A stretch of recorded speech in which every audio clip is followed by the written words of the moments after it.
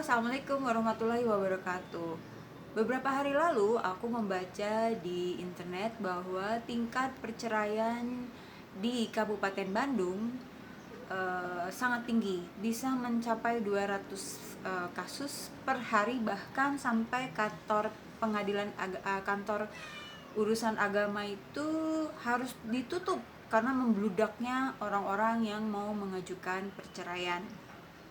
Nah, kenapa ini menjadi perhatian aku? Sebab aku merasa ada banyak hal yang bisa kita observasi dari fakta di lapangan seperti ini. Kalian tahu, aku pernah sampai sangat stres ya, melihat kenyataan bahwa di daerah baksos aku, dalam satu hari ketika aku survei penerima-penerima baksos aku menemukan banyak sekali kasus perceraian, janda-janda yang ditinggal begitu saja oleh suaminya. Jadi suaminya ada yang kasusnya itu meninggalkan waktu dia hamil 2 minggu, suaminya udah pergi dan perginya ke rumah ibunya.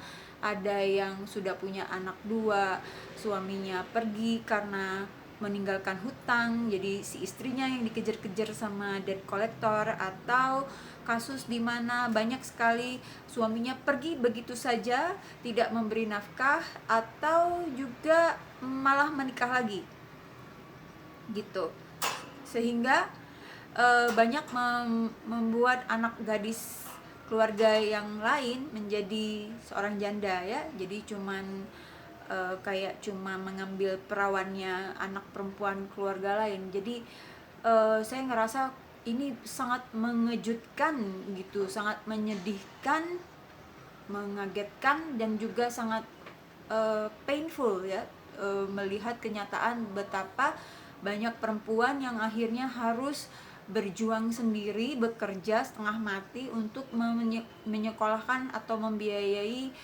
kehidupan anak yang bapaknya meyatimkan dia gitu. Jadi kalau bagi saya, laki-laki yang punya anak tapi tidak bertanggung jawab, itu berarti dia sudah meyatimkan anaknya gitu. Dan dalam satu hari saya bisa menemukan janda banyak sekali di area bakso saya, dan itu membuat saya merasa oke, ini there's something yang kita harus gali gitu ya. Bisa jadi ini sifatnya cultural gitu. Jadi pertama, melihat perjuangan para wanita ini ya. Jadi bedanya kalau laki-laki, kalau dia bercerai mungkin dia langsung cari istri baru gitu ya. Tapi kalau perempuan, dia menjadi janda, dia punya anak, dia akan fokus pada anaknya, bukan mencari laki-laki baru gitu ya. Apalagi udah segitu sakit hatinya gitu ya. Anak masih kecil, ada loh yang masih kecil, masih setahunan, anaknya itu bapaknya udah nggak ngasih apa-apa gitu ya, ditinggalin begitu aja, enak banget gitu. Kita mau ninggalin anak kucing aja mikir 1000 kali, ini ninggalin anak sendiri, darah daging sendiri, bisa gampang begitu saja. So what's wrong? Pertanyaan saya dalam pikiran saya adalah, apa yang salah?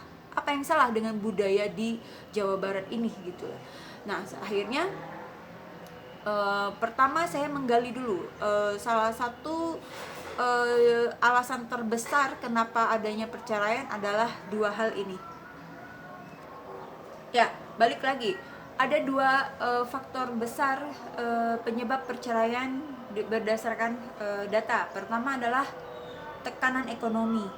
Jadi masalah ekonomi. Jadi mungkin bisa berantem karena urusan uang nggak pernah cukup, atau suaminya nggak bekerja gitu, karena tingkat pengangguran di Jawa Barat juga sangat tinggi gitu ya.